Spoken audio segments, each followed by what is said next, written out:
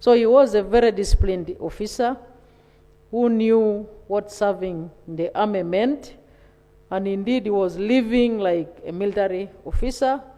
Remember when we used to go to Chankwanzi, when he was still physically fit, we used to call him our bouncing officer. He would walk with a lot of haste, and you would enjoy the way he would be taking and carrying himself.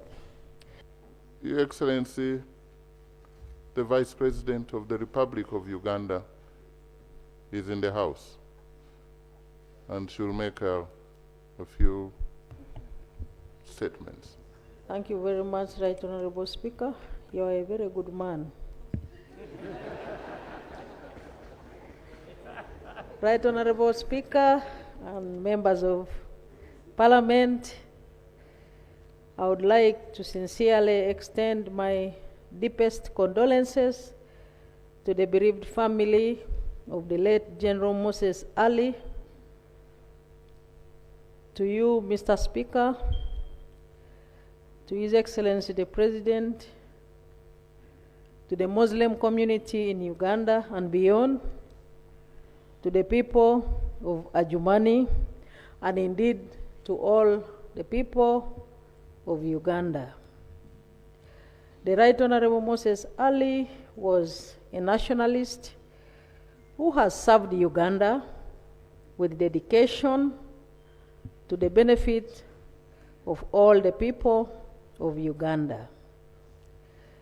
His service to the country covered a wide range of spheres, including agriculture, politics, military, religion, education, sports, etc., in which he has left behind an indelible legacy. Mr. Speaker, the Right Honorable General Moses Ali was a commercial farmer who was a mentor and demonstrated to all the people of Uganda and the youth, especially, that the jobs and wealth are in commercial agriculture, in industry, services, and ICT. In his service as a politician, he mentored many, including myself. He was a freedom fighter, and he was such a humorous politician who you would not miss his message whenever he would communicate it. Mr. Speaker, in the military, he was such a disciplined officer, keeping time always. In cabinet, he would always be there before 9 to begin attending the Swahili lecture, the Swahili lessons, beating many younger ministers in terms of timekeeping. A good message that is living with us today. He was my neighbor in cabinet, and I really enjoyed his company.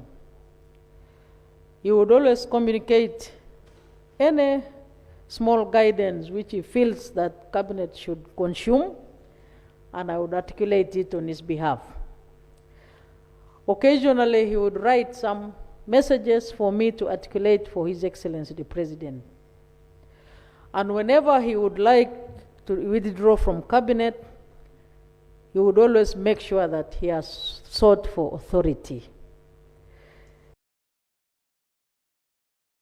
I would now like to withdraw. It is time, it is 2 o'clock.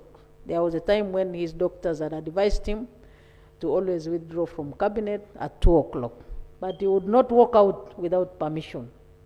And while walking out, he would always make sure that he greets His Excellency the President with a very sharp salute, even at his stage of his illness.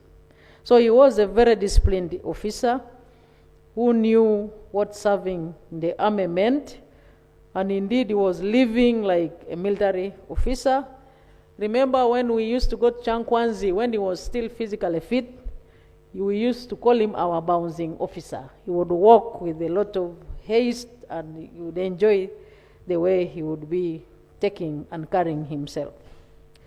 Mr. Speaker, we all know that he loved the Muslim religion so much, but that did not stop him from being very close to other members of different religions.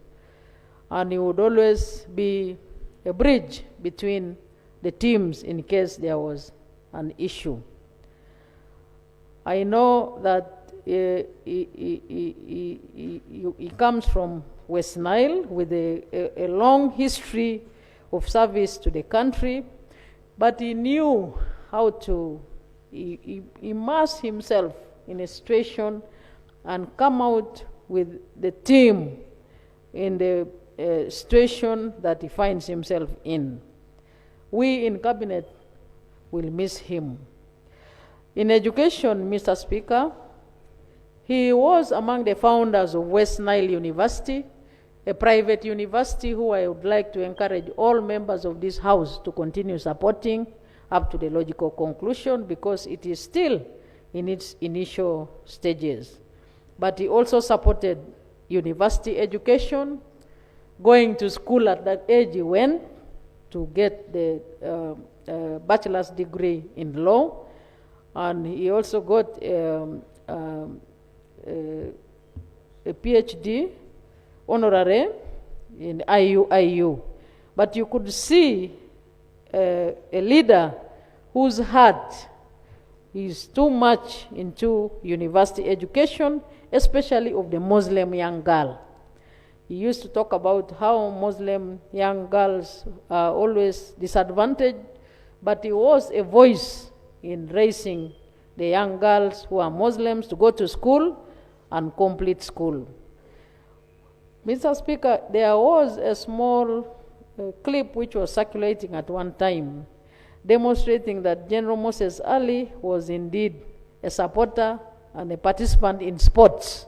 In Nambole, one time he was playing football, and he kicked it with all his might.